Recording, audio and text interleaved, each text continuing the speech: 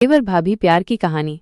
सुरेश और राधा का विवाह एक बड़े और संपन्न परिवार में हुआ था। सुरेश, जो पेशे से एक इंजीनियर थे, शांत और गंभीर स्वभाव के व्यक्ति थे, जबकि राधा एक हंसमुख और मिलनसार महिला थीं। उनके वैवाहिक जीवन में सब कुछ सामान्य था, सिवाय इसके कि सुरेश के छोटे भाई रमेश का स्वभाव थोड़ा चंचल और शरारती था।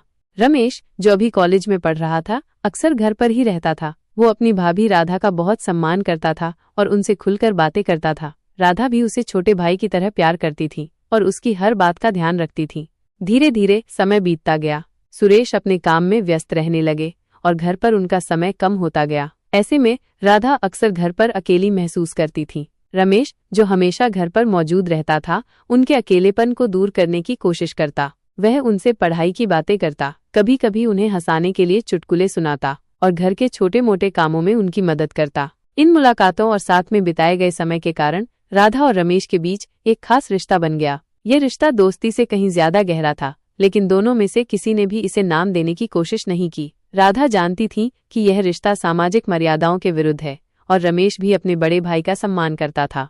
एक दिन सुरेश को काम के सिलसिले में कुछ महीनों के लिए शहर से बाहर जाना पड़ा। बेटे रमेश से हुआ। रमेश सीधा सादा और मेहनती व्यक्ति था, जो अपने परिवार की खेती बाड़ी का काम संभालता था। राधिका अपने नए घर और परिवार में जल्दी ही घुल मिल गई। उसकी सास और ससुर बहुत अच्छे थे और उसे अपनी छोटी ननद से भी खूब बनती थी। घर में रमेश का एक छोटा भाई सुरेश भी रहता था। सुरेश शहर में पढ़ाई कर रहा था और छुट्टियों में ही गांव आता था। वो तेज दिमाग का और हंसमुख स्वभाव का लड़का था। जब सुरेश छुट्टियों में घर आया तो राधिका ने उसका खूब आदर सत्कार किया, जैसे वो अपने छोटे भाई का करती। सुरेश भी अपनी भाभी का बहुत सम्मान करता था। धीरे धीरे समय बीतता गया। राधिका और सुरेश के बीच एक खास रिश्ता बन गया। यह रिश्ता दोस्ती से कहीं बढ़कर था, लेकिन दोनों में से किसी ने भी इसे नाम नहीं दिया। राधिका को सुरेश की बातों में अपनापन महसूस होता था और सुरेश को राधिका की आंखों में एक अनकही कहानी दिखती थी। एक दिन गांव में एक बड़ी दुर्घटना हो गई। रमेश खेत में काम करते समय ट्रैक्टर से गिर गया और गंभीर रूप से घायल हो गया। उसे तुरंत शहर के अस्पताल ले जाया गया, लेकिन डॉक्टरों ने कह दिया कि उसकी बचने की उम्मीद बहुत कम है। यह सुनकर पूरे घर में मातम छा गया। राधिका का तो रो रोकर बुरा हाल था। सुरेश ने अपनी भाभी को ढांढस बंधाया और हर मुश्किल घड़ी में उनके साथ खड़ा रहा। दुर्भाग्यवश रमेश की मृत्यु हो गई। राधिका पर दुखों का पहाड़ टूट पड़ा। वो विधवा हो गई और उसके सारे सपने बिखर गए। सुरेश ने इस दुख की घड़ी में अपनी भाभी का पूरा साथ दिया। उसने घर और खेती बाड़ी की जिम्मेदारी संभाली और राधिका को हर तरह से सहारा दिया।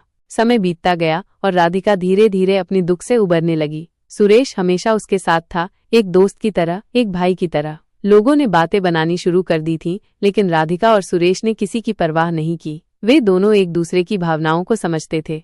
एक दिन सुरेश ने राधिका से अपने दिल की बात कही। उसने बताया कि रमेश के जाने के बाद से वो उसे और भी ज्यादा चाहने लगा है। उसने कहा कि वह जानता है कि ये कहना गलत हो सकता है, लेकिन वह अपनी भावनाओं को छुपा नहीं सकता। राधिका सुनकर हैरान रह गई। उसने कभी सपने में भी नहीं सोचा था कि सुरेश उसके बारे में ऐसा सोचता होगा। राधिका ने सुरेश से कुछ समय मांगा। वो जानती थी कि उसका फैसला आसान नहीं होगा। एक तरफ उसके पति की यादें थीं और दूसरी तरफ सुरेश का प्यार और साथ था, जिसने उसे मुश्किल समय में सहारा दिया था।